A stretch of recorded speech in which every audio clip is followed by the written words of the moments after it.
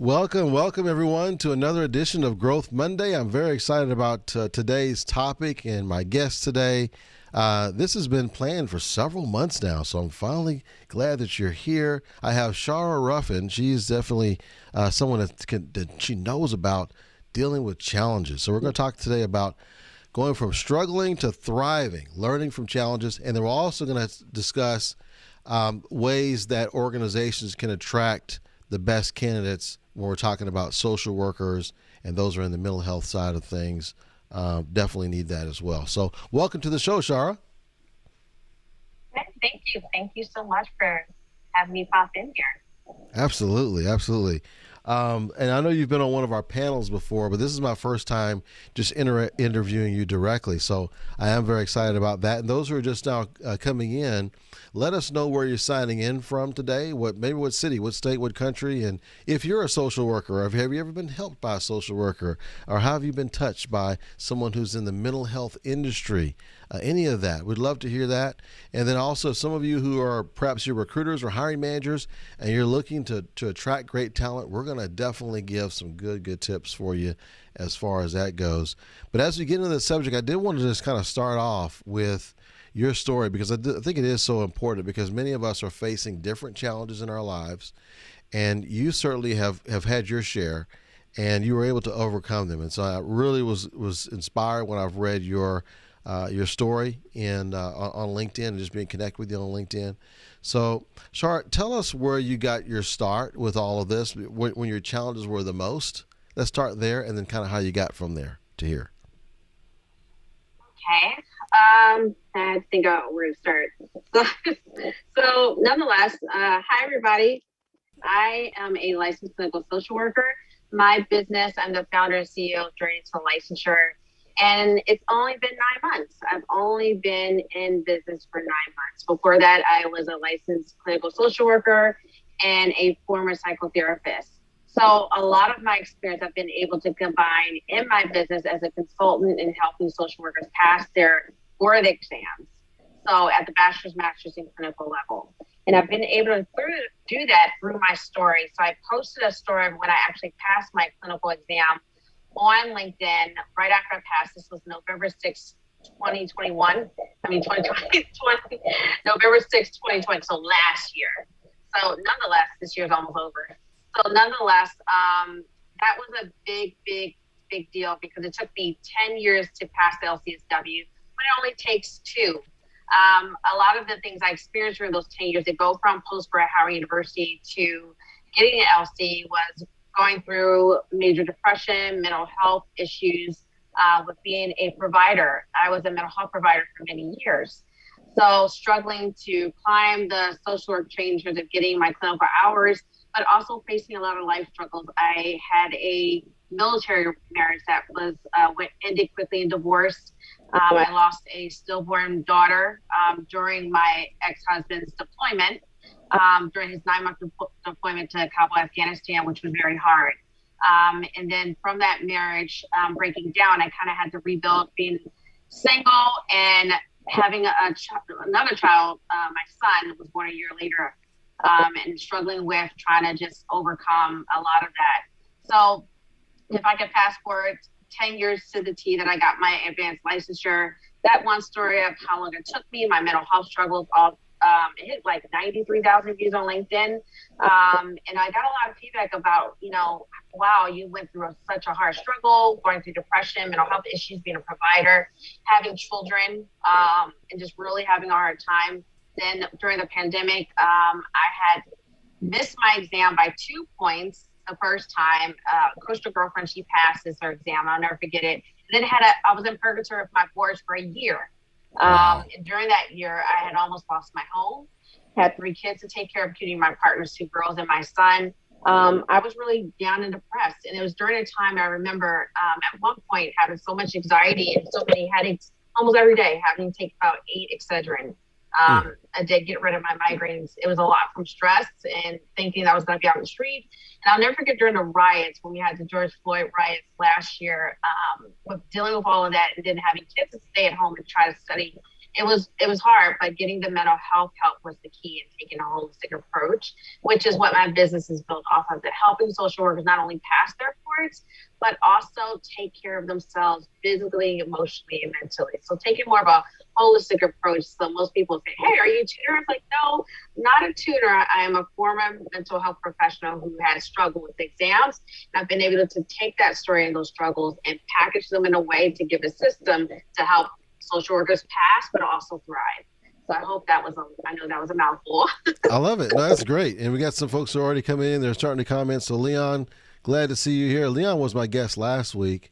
And he says, thank you, Shara, for all of your work. Social workers hold a special place near and dear to my heart. Very nice. Thank you. And then I also have Dana. Dana, thank you for being here, as well as, of course, Joanne. So one baseline thing I do want to cover, there's a lot of people, when they hear the name social worker or the term social worker, they may not really know what a social worker does. And it has nothing to do with social media, right? So tell us what a social worker does. I feel like I do know, but I want to make sure that everyone knows. And so, Shara, coming from a social worker, what does a social worker do? So the way I explain it to people is that social workers are basically kind of like the backbone of society. When I think of social workers, they are the helpers. It's a helping profession. So our approach to helping has always been through a systems approach. So helping families, helping individuals, as well as helping institutions play their role and be able to serve from a holistic mindset. That's the way we're taught. So social workers, they could be, typically when we talk about society being social workers, they think, poor profession, burnout, hard work, which it is. But at the same time, it's a very fulfilling profession where you really get to the core of seeing the things that most public don't see, people that are vulnerable, helping those that really are struggling, that need that support. So when I think of social workers, think of them as the helpers of society. I like that. I love the way you put that. Prakash is nice. He appreciates it as well. So give me like an idea of like, what's a typical day of a social worker like? Like when they start their day, what do they typically do? It depends. Yeah. It depends on what their role is. It depends on so we play so many roles on a micro, macro level. If it's on a macro level, we're dealing with policy, we're advocating. If we're dealing with from a micro level, individuals and families, we're working with families. We can be therapists. We can be not only mental health providers. For some of us that have an advanced license, we can diagnose people depending on the state you're in. We can be in a different management positions, administration. There are many different roles that we can play. So it's kind of hard to say typically what a social worker does unless we look at, the role that social worker is playing at the time. The one thing I can say that social workers do, no matter who they're in touch with, is building an alliance, building rapport, and knowing how to communicate very well. Makes sense. Okay, now, you went through this long journey, 10 years as you put it, and you went through all this time. Now, when you got close to your goal and you weren't quite there, you couldn't practice yet because you hadn't finished all the boards. What were you able to do with what training that you had at the time? What types of things were you able to do, if any, within the profession? Well, I really couldn't do much of anything. I mean, when I lost my job, that was right around a week before I hit in Philadelphia where I'm at. So once I lost my contract job, they let me go. I was home. And I was like, okay, I don't know what this pandemic thing. I really didn't have much of an idea at the time how much it would impact me until my kids, all three of them, had to do remote schooling. And my son at the time he was just in the middle of kindergarten when it happened. He's now in a second grade. But nonetheless, it was jarring because I couldn't really be in my field. One, I could, but I had kids at home. Two, I was really scared about what was going on outside. Like, what is this thing that's going around that's infecting people? And a lot of my colleagues, some of them, bless their heart, they actually passed away during the midst of that. So I was scared to really be able to, one, I staying home with the kids and having to homeschool them. I really couldn't do much to work from home because I didn't have that LCSW license, which would allow me to do that. So all I could do during that time was really play video games. Play video games with the kid, get quick homework done, and try my best to stay sane. That's what I did during the time. And every time I tell people that, they laugh. Like when I say, hey, for 6 months, I played Animal Crossing Nintendo Switch. See, I was A going lot to of ask gamers you. will relate to that. I was going to ask you Yeah, that. I'm a big gamer. Yeah, I'm a big avid gamer. Yeah, very, very avid gamer. But nonetheless, yeah, I played Animal Crossing. And it was the one thing I actually fell back in love with my video games because of that. That was the only thing I could realistically control, not anything else. And it actually was helpful at times to keep me distracted and to keep in what I could support to my kids and to my partner, who was often working outside of the home. It took me many months to really get it together. I did do some skills training, getting a telemental health certification, as well as some trauma and ADHD training. But other than that, that's basically, honestly, all I did for like 6 months straight. Wow. So what helped you? I don't know if people are looking for something. Well, here's the thing, though. specific, but I can. It resonates with me because for me, video games. Sometimes when I do play, it's kind of a mental release for me. I happen to play Madden football. That's my thing. I play Madden football and basketball. I play NBA basketball. But sometimes when I just want to just kind of let my mind release and just kind of like I don't want to say escape, but it's just something else to focus on for a little bit. Yeah, I can always, the work's still going to be there. It's still going to be there. Yeah. Whatever it is. Where in your case it was studying, getting ready for the exam, or if it's work, whatever. But I do feel like there's a little bit of therapy that going on there, because I'm able to kind of mentally just focus on something else for a little bit and come back. Now, Joanne says your audio is breaking up just a little bit. I wonder if that has to do with the Bluetooth. My headphones. Yeah. Maybe. So, Joanne, tell us what you're hearing on your end. If it still continues to break up, we'll go a little bit longer like this, and we'll just see how well it works. And is it also, Joanne? Let us know if it's clear. Is it clear what she's saying? Is it just that it's breaking up every now and then, or if it's clear?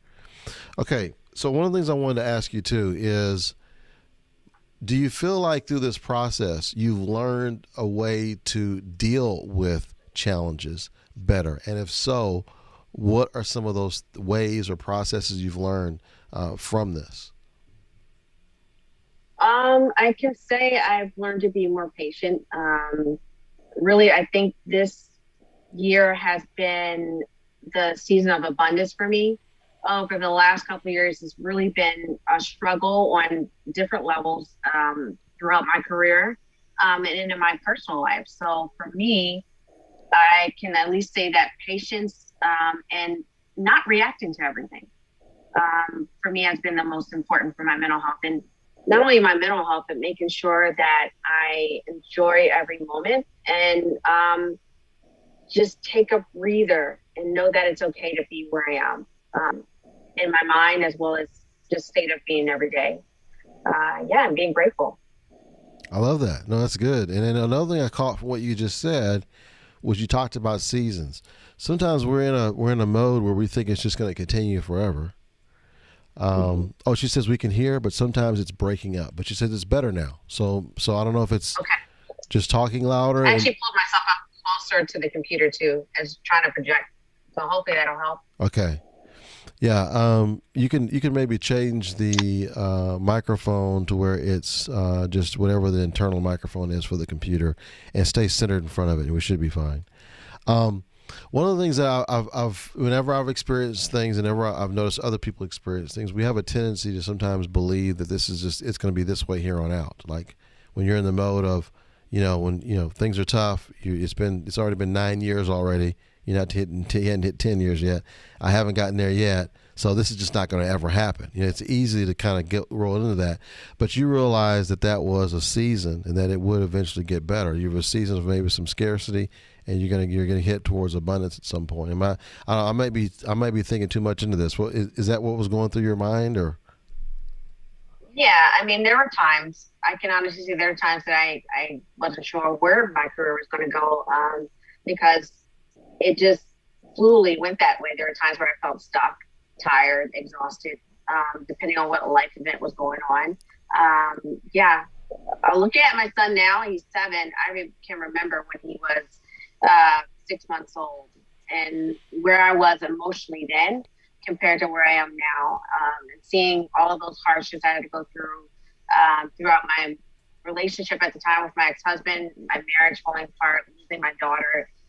All those things had a purpose. I just didn't know it yet. I think sometimes when we, go through really dark spots in our life, we forget that they don't last forever.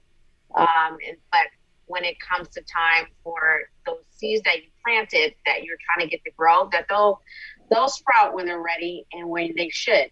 It's just sometimes I think that when we have those dark places, there's something we're supposed to learn why that door isn't opening yet, or making your own door to pull through.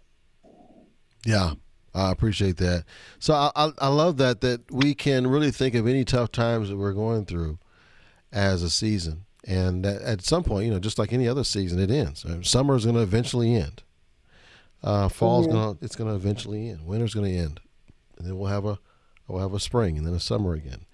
So thinking of it that way, I love that. And then you also mentioned about thinking about things you're grateful for. I think is what you said earlier. Something about graciousness. Yeah, gratitude. Yes, gratitude. That's a big one for me because during a pandemic, there's so many people. Even though I was struggling, there are so many things that I had that other people didn't. I had to every day. I had to pick something, whether I was getting out of my bed or whether. And that was breathing on my own, right? There were so many people initially on ventilators or dying that can't do one thing that we do very naturally. So I had to think of tiny things that I did every day to be grateful for, to be able to keep going.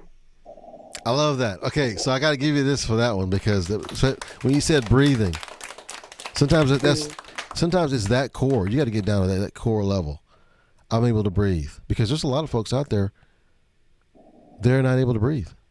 Right now, they're having trouble breathing. They're in the hospital because they cannot breathe. They're not able to get enough oxygen. So just even that baseline alone, and that was, I was doing what you just said. I was actually thanking my Creator for that before COVID. I was already thanking Him for breathing, but now even that much more so. I'm like, ooh, thank you that I can breathe. Thank you very much. Yeah. I mean, that was the one thing I would tell myself. I was like, man, I like to think of a illness out there, that a respiratory illness that can do that to you, or you're not able to breathe. I'm like, that's horrible. And I'm like, I'm breathing. That's fine. There's nothing going on with my chest. I'm fine. Even though at the time I was getting migraines, that was all somatic due to, the stress. But that was normal. But yeah, I try to pick something every day I could be thankful for. And it would kind of pull me out of that dark tunnel that I felt like I was going in every time I checked my bank account. It was negative.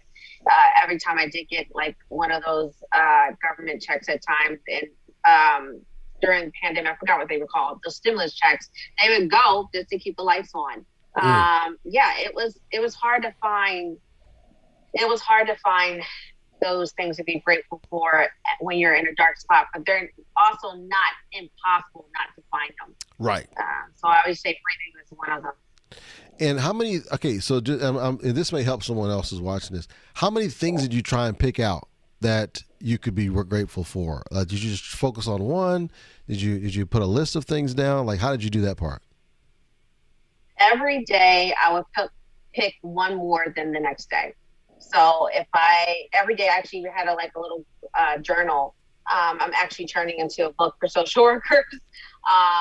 A journal, I will write down one thing per day. So if I was on day 2, I'm going to pick 2 things. If I'm on day 3, I'll pick 3. So I did that for a whole month. Nice.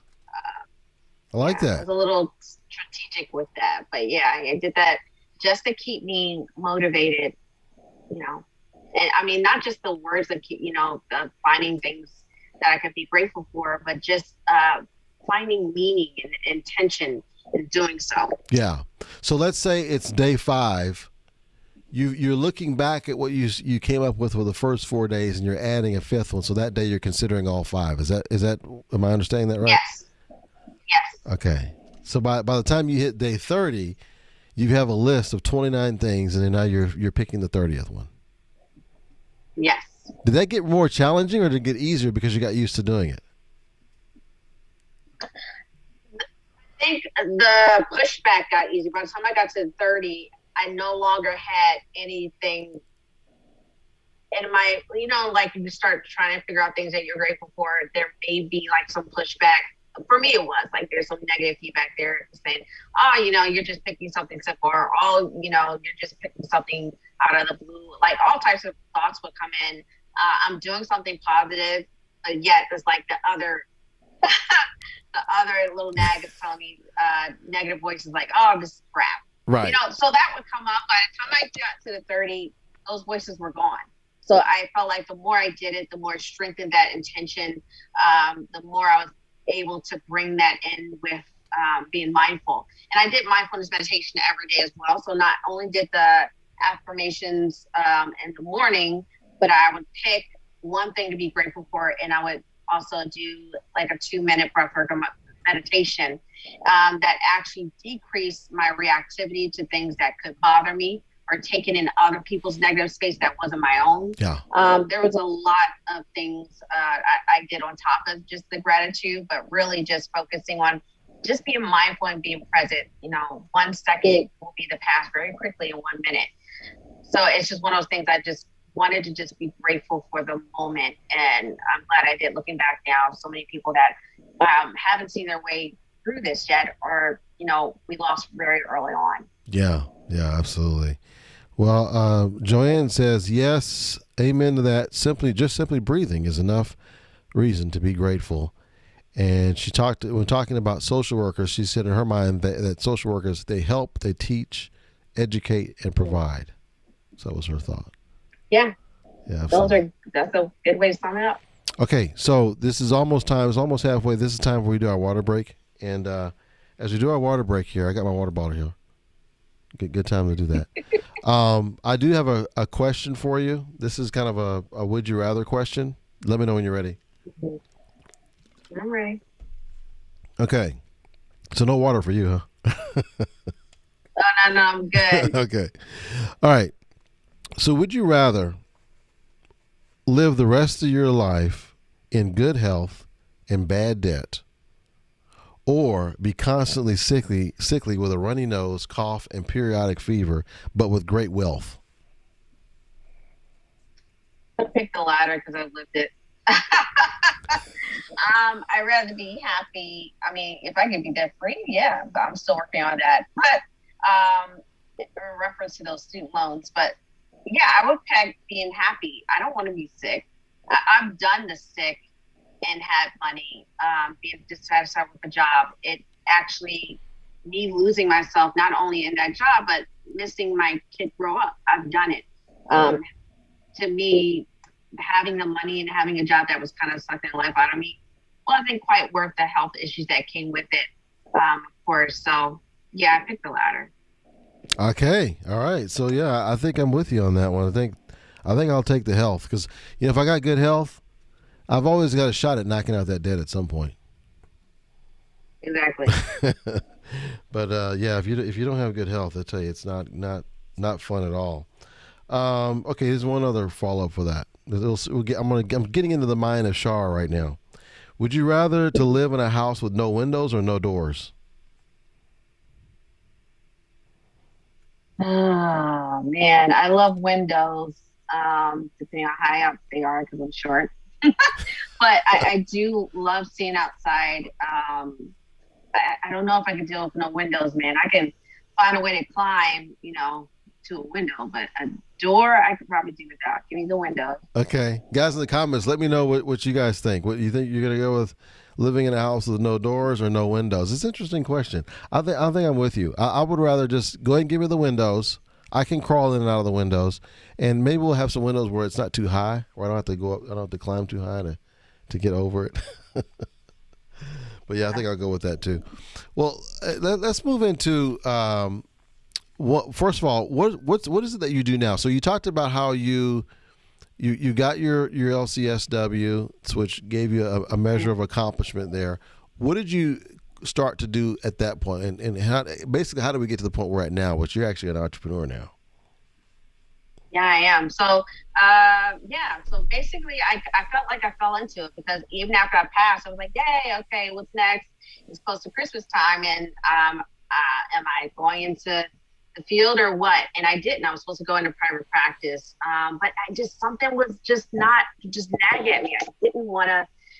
I just couldn't see myself working for anybody else. The LC would allow me to work for myself.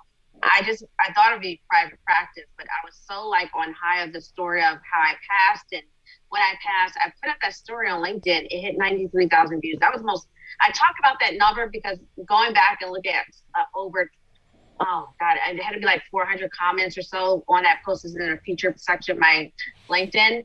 It showed me how powerful that story was. I said, I'm going to take this story and seeing so many people get inspired by it, I'm going to take it to Clubhouse. Shana had invited me to Clubhouse, and I started going on there and doing study tutoring groups. I did it every Monday at 6 o'clock Eastern Standard Time.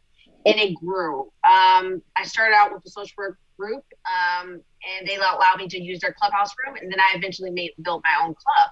Now, it was just called a general study group club. I did it, I think, until March. March was the turning time when I decided to go ahead and turn it into a business because I had built a community so well on Clubhouse. It went from averaging maybe 20 people to over 100 people at that time. Wow. And I was like, I'm on to something. I don't know what I have. And people were actually telling people, these would be social workers all over the country that come in now they come to this group and they're asking for help or support or to even hear my story and just like spread like wildfire. And now 9 months later, we are at over 200 people. About 150, 200 people pop up in that group every Monday at 6 p.m. Eastern Standard Time to get support regarding their licensure. And it's now got to a point that my professional organization wants to actually have a chat with them next month on what I do and how I do well in terms of they've seen so many people pass. One person passes so many people and they're like, what is it? What's different? What is she doing? And I think people are connecting to the story. There's a lot of great social work services out there, but because I have a story that so many people can relate to, I think that touch different facets of not only being a social worker, being a mom, being in the military, being a spouse, or just being depressed. I shared so many times on LinkedIn, I have extensive trauma, PTSD, generalized anxiety disorder, and learning disorder.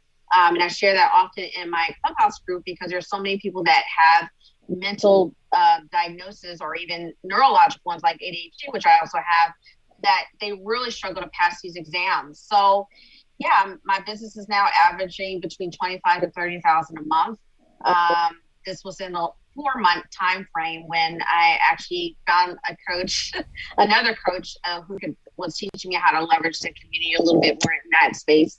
But yeah, I mean, Shanae was a big engine. Shanae Murray, she was a big engine in helping me grow because that started a year ago, even before this. So when I share people the story, they see how much money I'm making. I tell them this really probably started 3 years ago, not necessarily 1 year ago, right? Because I started building community on LinkedIn first, and by the time I found Shanae, it was at 30,000 already. And I wasn't in business at the time, but I had a personal brand that I could leverage. That also helped me in terms of my financial gain, which just happened so fast. So this could say was 4 years in the making, really, in terms of 10 years in terms of my licensing professional part, but about a good 4 years being active on social media, starting with LinkedIn and now Clubhouse. So if that makes any sense, if I can sum it up. Absolutely. I mean, that's an amazing story, and deserves that too. I mean, you took something that was a difficulty, a struggle, a challenge, whatever you want to call it, over those years to get licensed, but now you have an entire business that helps people to get licensed. Is the way I'm seeing it. Yeah, pretty much. They're getting licensed, but they're also building a branding community for social workers. A lot of us don't know how to market ourselves. A lot of people ask me when I made my first $10,000 in July. I didn't even know I hit that number. I was working with one of my clients, and I worked with this app called Honeybook for proposals for people when I get them the contract going for services, and it just sent me an email saying you just accumulated $10,000 and you have a $16,000 projection going into the following month. I was like, what?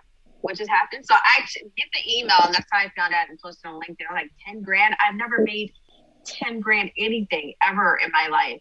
And always, I put that in perspective because a year ago, I was on food stamps and broke, negative. I mean, to the negative. I owe the bank negative in withdrawals.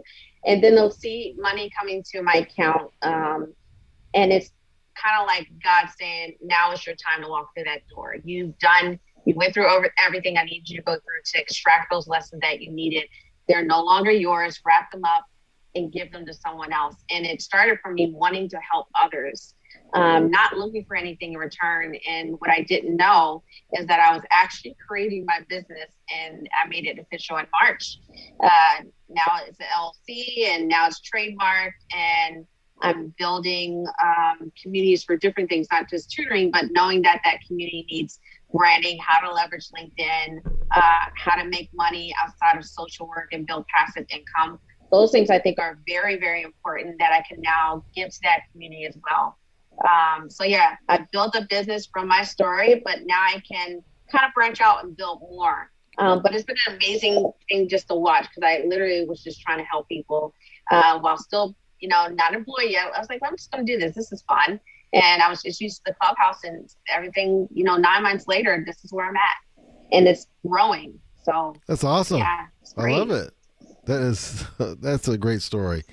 We've always heard that story about taking a lemon and making lemonade out of it, and so that's what you did, because normally you said it takes 2 years to get licensed. Took you 10. Mm-hmm. But how many people? 10 years. How many people have actually done it in 2 years? They never create a business like this. It's probably a lot. Yeah, probably. Probably, yeah. I never.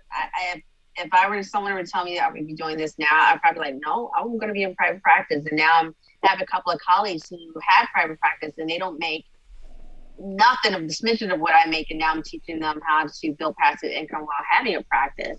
So you don't have to have all these clients to make the amount of money that I'm making for yourself out.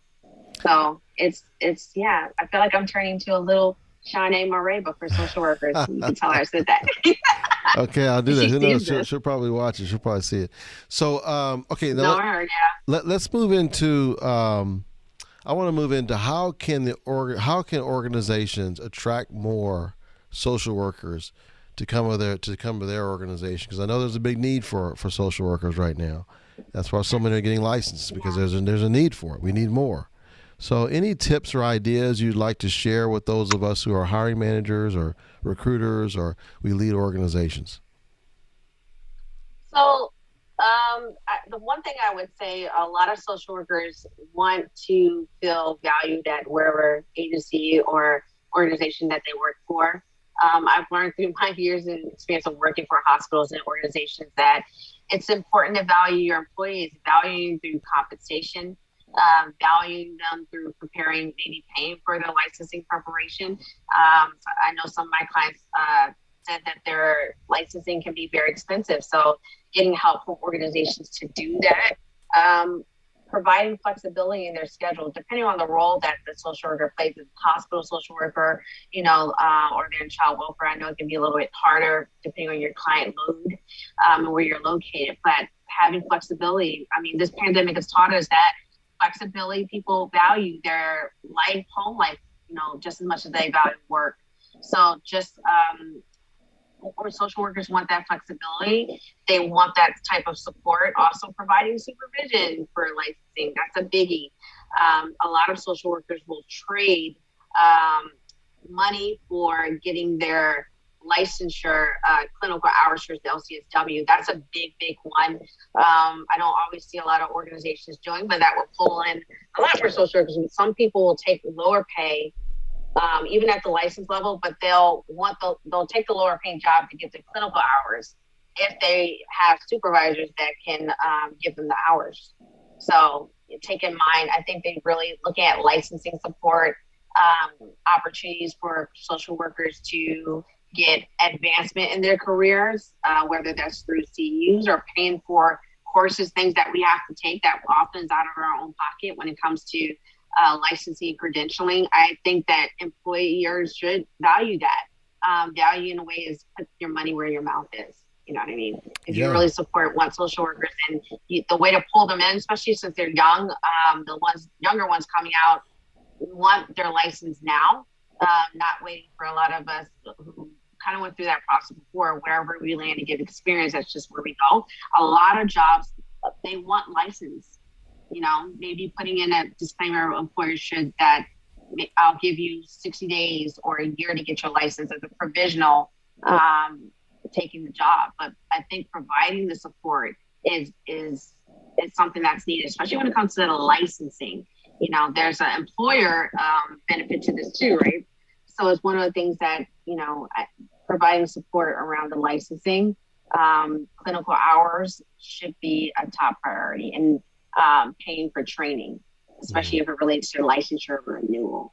Yeah, there was that's a Can lot. I give you a mouthful? No, that was good. It was good. And it actually is in line with a poll that I just took on my LinkedIn, where I asked what would be the main motivator for you to make your next move? Like, what would be the main driver for that? And the choices were career advancement, more money, but same job, or same job and money, but more flexibility, or just reinventing myself, allow me to get in a different area and reinvent myself. Mm-hmm. And so if you had to guess out of those four, which one would you guess was number one that they chose? About 150 votes so far. This is a broad spectrum. This is not just healthcare. This is just broad. Well, you said I'm not a good audio, but auditory. Reinvent yourself. Yeah, reinvent yourself was one. Career advancement was another. More money was another, and more flexibility. Those are the four. More flexibility was number one. Actually, it was career advancement. Okay. Yeah, 54% said career advancement. 21% so far said reinventing themselves, and 3 was flexibility. No, 3 was actually more money. I think flexibility was actually the last one. I was surprised. I thought flexibility would have been higher too. Yeah, I thought it would have been higher as well. So the reason why I asked that question to them and to you is because, you know, when we're working with organizations and helping them to make their opportunity more attractive, there has to be something that's more attractive to who's watching it. Otherwise, they're not going to apply. It's like, why would I want a job that's just like the one I have? You know, I'll just stay where I'm at. If it's the same thing, I might as well just keep what I got. You got to give me something that's compelling, that's better than what I have. And so I was trying to ask which one of those things, and maybe I could frame it differently and give different choices, because you're kind of helping me to open up to some other things, like the licensing part. I didn't think about that. But I guess you could put it under maybe career advancement, possibly. Maybe career advancement. Yeah. But the thought process I'm trying to go through right now is, and Lou Adler talks about this, if you're asking someone to take a lateral move, like if you're looking for, let's say, experienced social workers, and you want them to have their license, you want them to be experienced, there has to be something in it for them where they're going to want to make a move if they're already employed somewhere else. So what is that thing? And so that's why I asked that question. And so one of the things you're talking about, which may be more specific to social workers, when you say flexibility, does that mean maybe the flexibility to not have to go into an office? Is that a big driver, do you think? Yeah, I think especially where we're in a pandemic now. And of course, it's going to depend on the license level of that social worker, because there are certain things that a master level can't do. If it's mental health work, that may be a little sticky because when it comes to insurance, they're looking for an LC. So that's a little different. But if it's a job where I have a friend of mine that's a master level licensed social worker, she works for the VA, and she works from their suicide hotline from home, which I think is great because she says it's flexible, even though it's, of course, is a VA job. But I'm sure there are other jobs like that where you can be flexible in terms of be flexible in the work week. I remember seeing a poll like that on LinkedIn where they were asking initially, would it be a flex schedule? Would that be something that employees would want? I mean, I would want that if I was still in that field in that way. But yeah, I think that's important that people really realize that time is not waiting on anybody. So it's important. Yeah, and so my poll was broad, so it may be if I was to poll social workers, it may be number one. Flexibility may be the number one choice. Leon says, with the recent work from home positions, more than not, I guess many have gained the flexibility part. Oh, that's his. Okay, so his guess as to why the flexibility was maybe lower is that they may already have flexibility, and since maybe they're already working at home. That's actually a good point. I like that. Yeah. So you agree with that? Yeah, I mean, that makes perfect sense. Yeah. So yeah. All right. So you covered a lot of different things. And I like this because I still want to just go further down this track of how can we attract more experienced clinicians or licensed clinical social workers to, let's say, my organization over another organization. And one of the main things you thought of was flexibility, and flexibility might be flex schedule, I think is what you mentioned. And then you also mentioned maybe working from home. So those are two big things.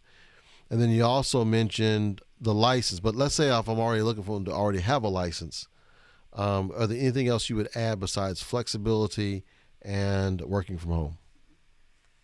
Well, it's also when you say you already have a license. So there's two levels, three. There's bachelor's, master's, and clinical, and they all have different focuses. If you're at the master level, which usually pays a lot more, master level clinician, then you're going to be trying to get your hours. So if there's a master level employee that has a license, getting them with, hey, I will pay for your supervision if that's not able to be provided here. Reimbursement, for CEUs, that's going to be important to both levels of licensed social workers is their licensing renewal, providing CEUs opportunities or even paying for those opportunities for them to get them instead of them coming out of pocket. Those are, especially career advancement would be part of that, or even reimbursement for getting certifications or certified in different things. I've got 12 specializations and I've spent thousands of dollars over 10 years accumulating all of that stuff. And I would have thought of having an employer that would pay for it, I would probably be amped to want to stay there longer, so it's something to think about. Okay, we might have struck some more gold here. So thank you for that. That's something we're going to be asking our clients who have those, because I'm familiar with those positions. We've had master level clinicians have come across our desk, and we've seen the social workers. We've seen LPHA is another term here used in Texas. I don't know if that's throughout the United States, but it's supposed to be licensed practitioner of the healing arts, I believe. Here in Texas is what they call it. I don't know how closely that associated is with LCSW.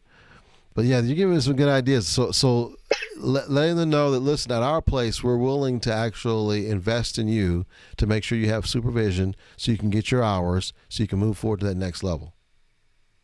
Yeah, that's a big, when you talk about the amount of master level graduates around the country, December is going to come around. So I know I graduated in the winter at Howard. So there's also winter graduations coming up. Excuse me, December graduations coming up. So you got thousands of them that are coming out of school around the country. What are you going to offer them? Even bachelor level come June that come out, what can you offer them? Could it be reimbursement towards your graduate degree for a master's? At the bachelor level, that's what they're going to be, really concerned about. How am I going to pay for grad school when the end game in social work is to get a master's and to get that LCSW or LICSW, what they call it in some states, or LCSW-C, they call it in some states. The trajectory, the golden nugget is always to get to the LC. If you're at the bachelor level social worker, you're getting at some states your bachelor, master level licensure, and you're moving on to the next step.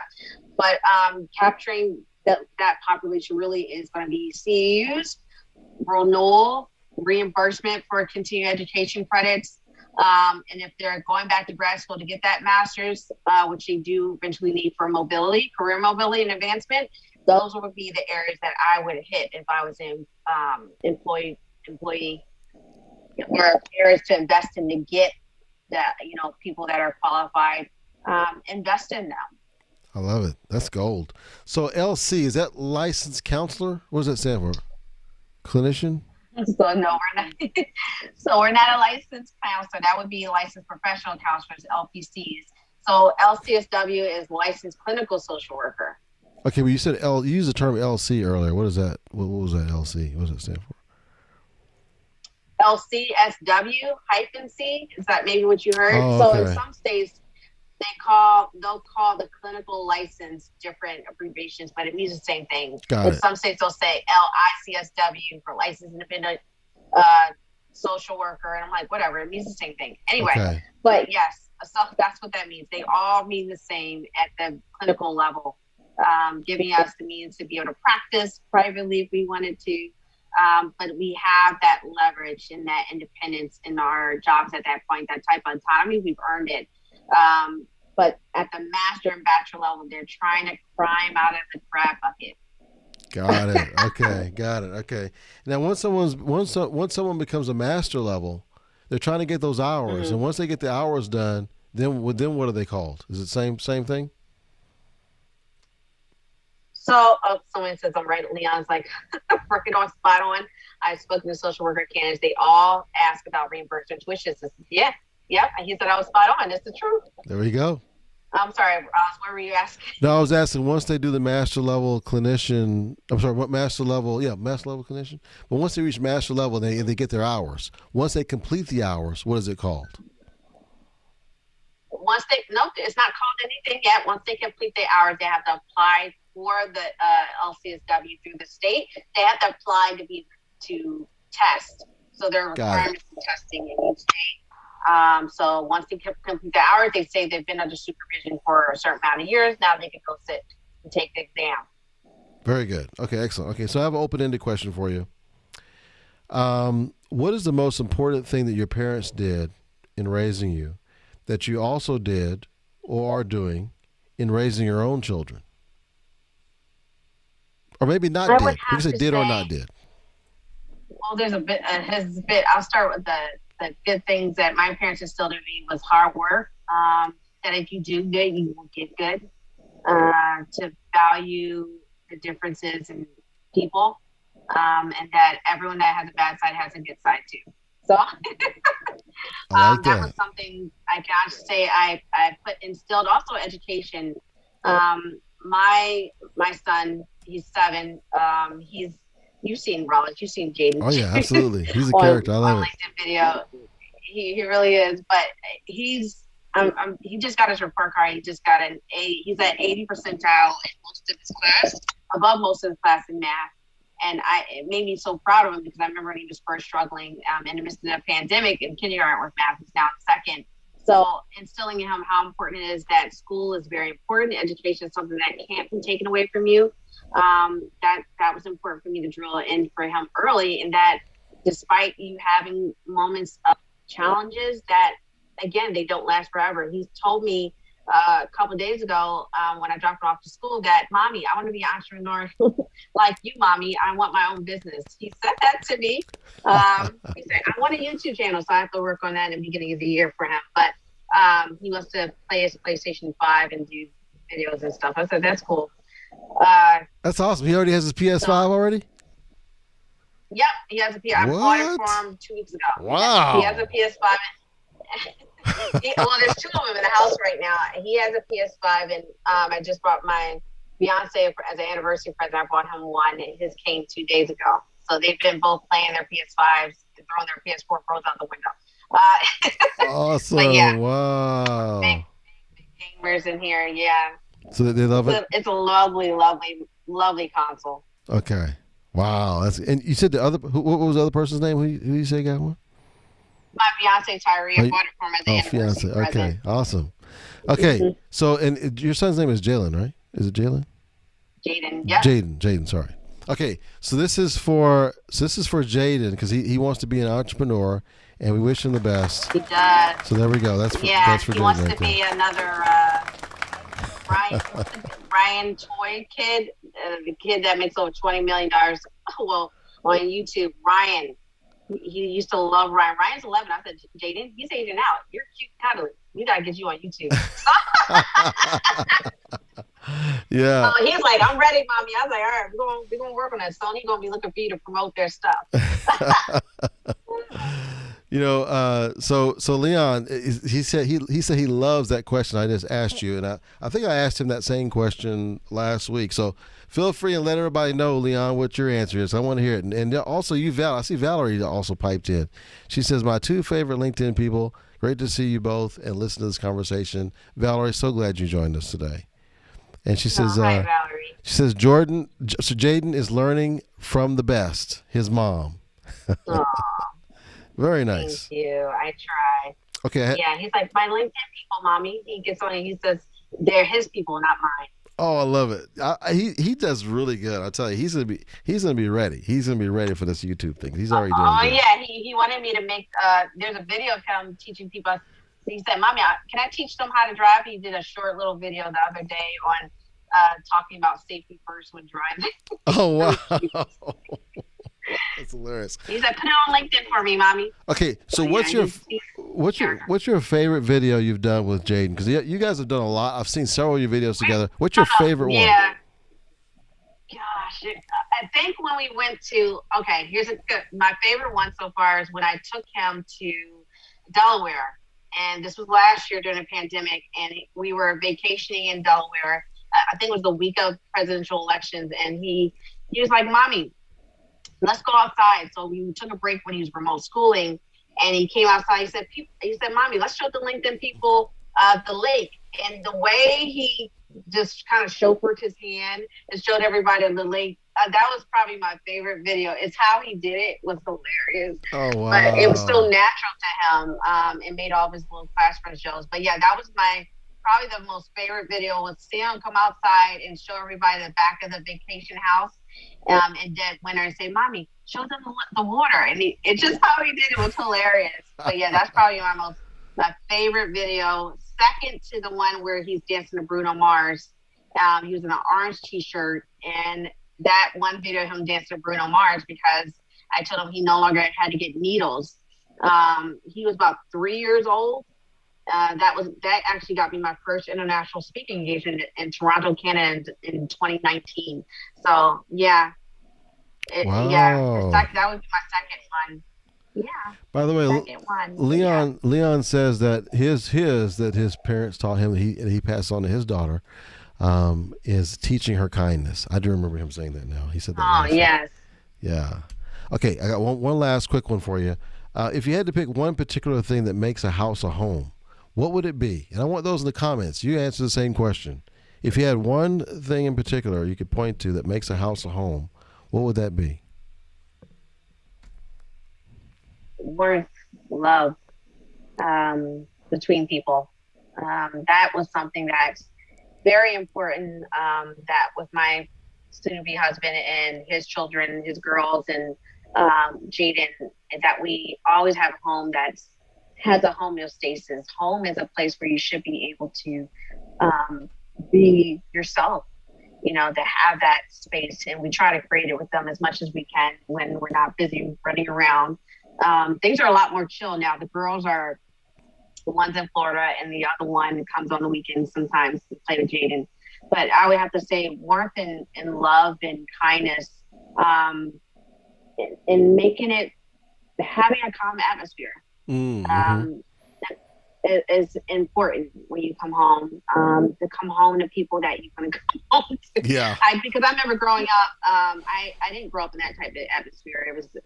It was very hard with having two working parents at the time. My father being in the military, it was always hectic. So I always wanted to put into play having my son always remember coming home to smell of homemade chicken noodle soup. I love cooking, if you haven't noticed on LinkedIn, but I always wanted, certain memories for him to have. that he can look back on. My son's always hungry. Mommy, what you cooking? I smell chicken. He's always in the kitchen. I haven't cooked that much in a while. But I promised him I would make homemade chicken noodle soup today. So right after I'm done here, that's what I'll be doing. Awesome. Well, Joanne says love, unity, and respect. I noticed, which I appreciate that, Joanne. You said worth, love, and kindness. Give me a little bit more on worth again. What does that mean for you when you say worth? Worth, I would have to say respecting each other, having value for each other. I'm the oldest of five. So that was always something that was very important with my siblings, is respecting each other's space and our boundaries with each other, and knowing that we were all worth that. My parents were always good at teaching us that way in terms of building self-esteem. So that's really good feedback. In fact, what I'm hearing, the converse of that would be, if I'm not respecting your boundaries and I'm not giving that to you, that means I'm showing you of a lower value than if I didn't. Yeah. That's good. That's food for thought. We can show how we can value the other person by giving them that respect and giving them those boundaries and showing them that they're worth. You see, that's another lesson you just taught me. I really appreciate that. Leon says the home is exactly where you should feel the things Shara listed all the time. Yes, we agree with you. So, Shara, this has been great. I really appreciate all the wonderful tidbits. I cannot believe an hour has passed by. It flies by, and it's done that. And it has today. And I just want one quick little check in with the folks in the cheap seats here, get their feedback, and of course it's positive. Look at that. See, they're totally positive here. Can you see that? Yeah, I see it. Awesome. Okay, and then we have Joe joined us. Joe Giblin, he joined us as well. Well, again, thank you very much for joining us today. Any last tidbit you want to leave, and then also let us know what's the best way for folks to connect with you. LinkedIn. That's my first and foremost platform. I do have Instagram and Twitter. For those of you that are on there, as well as Facebook business page that I have for joining the licensure. But yeah, you can find me on any one of those places. I'm always living on there, mostly LinkedIn first. But yeah, you can find me there and send me messages or a DM. Love to connect. And yeah, that's what I got. Am I missing anything? Did I miss something? No, you hit it all. You gave us so much value today. I mean, the first part, just kind of sharing your struggles and how you overcame them, and then this last half, us just talking about ways we can make the organizations more attractive to social workers and what they're looking for, and then you finish it up with some great, cool tidbits that we learned too at the end. So thank you for all of that. It's been a great hour. Thank you everybody for watching. Let's say goodbye to everyone. Bye everyone. Bye. And then Joanne's gonna let us know when it's good to stop it. It says LinkedIn user. Whoever said hello, I'm not able to see who that is, but thank you for saying hello and chiming in as well. Okay, she's gonna let me know here. Bye. Okay, I think we're good.